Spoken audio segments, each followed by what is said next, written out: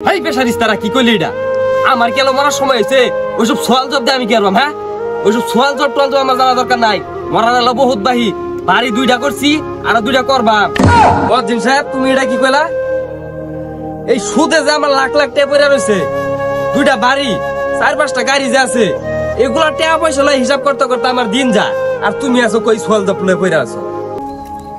বন্ধু, ইব্রাহিম চাচা যে মারা গেল, লোকটা অনেক ভালো আছিল। এই যে ধরা পরে আইলাম, আল্লাহ জানি কবরবাসীটা কি করতেছে, আল্লাহ কি জানে। হ্যাঁ বন্ধু, লোকটা অনেক ভালো আছিল।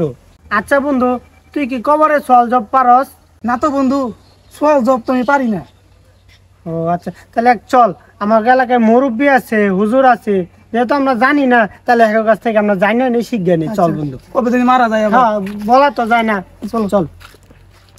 পেশারিস্তা গুলার টাকা দিছি, হ্যাঁ, আজকে মাসের 10 তারিখ যায় 15 তারিখ, কোনো টেহাদার নাম তো খোঁজ খবর নাই। আমার টেহা এগুলা কি ভাইসা হয়েছে? হ্যাঁ, সুদের উপরে সুদ, এগুলা মানুষের পিছে পিছে ঘুরতে ঘুরতে ঘুরতে পাও ছাড়তে ছাড়তে পরে আমার টেহা হয়েছে। হ্যাঁ, আমার টেহা মেরে খাইর বাজি, এরকম কোনো মারফুট টাইম জন্ম হয়েছে না। যাইছে দেখি কই আছে। ও রংজুরা হয়েছে। হ্যাঁ, আসসালামু আলাইকুম দাদা। ওয়ালাইকুম সালাম। তখন আবার কি হয়েছে? রাস্তাতে গেছিস, কি কবি ক? দাদা, আপনার কাছে আইছিলাম একটা কথা জিগাইবার লাগিয়া। এই কি করবি তাড়াতাড়ি ক, আমার এত সময় নাই। সুদের ট্যাব এক পরে রয়েছে, মারো যাও লাগবো, তারা আছে। যে মহিলা গেলে সোয়াল জব কি জিগাইব, এটা কি আপনি জানেন? এই পেশারিস্তারা কি কইলি এটা? আমার কেন মরার সময় হয়েছে? ওইসব সোয়াল জব দিয়ে আমি কি করবাম? হ্যাঁ, ওইসব সোয়াল জব টোয়াল জব আমার জানা দরকার নাই। মরার এলো বহুত বাহি, বাড়ি 2টা করছি আর 2টা করবাম। তারপরে চিন্তা ভাবনা করবাম যে মরাম কি বাঁচবাম। গেলে ইনতে ও মুনি দাদা, আপনার একটা কথা কইলেন। হ্যাঁ, এই পচা সুদা, তুই আমার জ্ঞান দি পারিস? আসসালামু আলাইকুম মাতবর চাচা। ওয়ালাইকুম সালাম। মুয়াজ্জিন সাহেব, এই সময় আপনি কইতে আইলেন? যাইতেছিলাম এদিক দিয়ে, আপনি চিল্লা চিল্লি হইন না আইলাম। কি হয়েছে মাতবর চাচা? মুয়াজ্জিন সাহেব, আইছিলাম এই দাদার কাছে কবরের সোয়াল জবটা জানার জন্য। হ্যাঁ, এটা তো ভালো কথা। মাতবর সাহেব কয়ে দিচ্ছেন না? মুয়াজ্জিন সাহেব, তুমি এটা কি কইলা? এই সুদে যে আমার লাখ লাখ টাকা পড়ে রয়েছে, 2টা বাড়ি, 4-5টা গাড়ি যে আছে, এগুলা টাকা পয়সা লাই হিসাব করতে করতে আমার দিন যায়। আর তুমি আছো কই সোয়াল জব লয়ে পড়ে আছো? মাতবর সাহেব, আপনার আর আমি কি বুঝামু? আপনি আমার সাথে বয়সেও বড়, জ্ঞান বুদ্ধিও বেশি।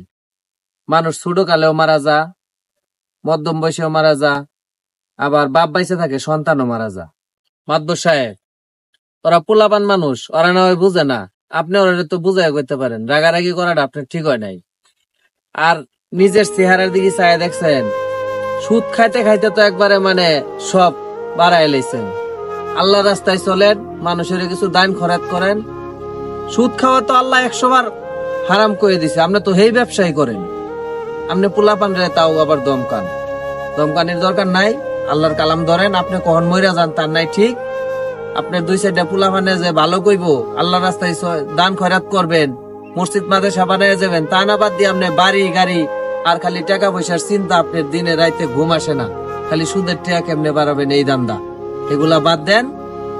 রমজান মাস, নিজেরে শুধরায় নেন, চলেন নামাজ কালাম করেন।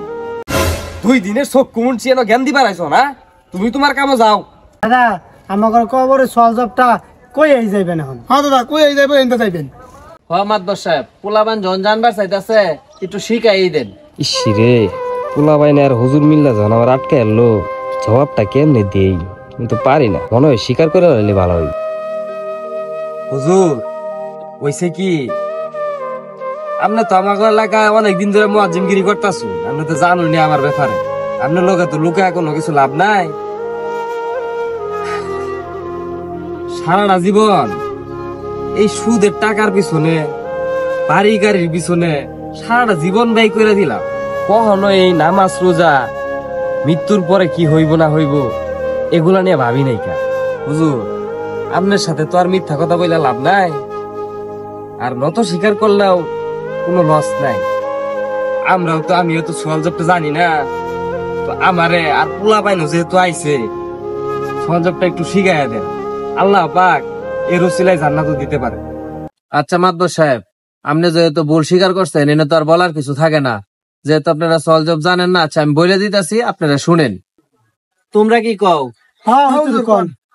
আমার ঘরে যখন কবরে মাটি চালি দিয়া সবাই চলে আসবো, তখন কে মূলকান্নিকে আইসা জিজ্ঞাসা করিব তোমার রব কে, তোমরা তখন কি উত্তর দিবা? এটা তো আমরা জানি, কিন্তু তোরা জানাস না? হ্যাঁ জানি তো। আমাদের রব তো একমাত্র আল্লাহ ছাড়া আর কেউ নাই। হ্যাঁ দেখছ, তোমরা জানো অথচ তোমরা মানতেছ না। তারপরে দ্বিতীয় নাম্বার শোনো, তোমার দিন কি? আমাদের দিন তো ইসলাম। আমাদের দিন ইসলাম। দেখছো, এটা তো আমরা এটাও জানি। কিন্তু তোমরা জানো। তারপরে আমাকে প্রিয় নবীকে, বিশ্ব নবী একটাই আমাদের, বিশ্ব নবী হযরত মুহাম্মদ সাল্লাল্লাহু আলাইহি সাল্লাম। দেখছো তোমরা কিন্তু সবই জানো, কিন্তু তোমরা বুঝো না বিধায় মানতে পারতেছো না। বুঝছো বিষয়টা? আর সওয়াল জবাব এমন বিষয় না যে এটা পড়ার মতো পইরা গেলা আর তুমি উত্তর দিয়া দিলা, এটা এইভাবে হইতো না।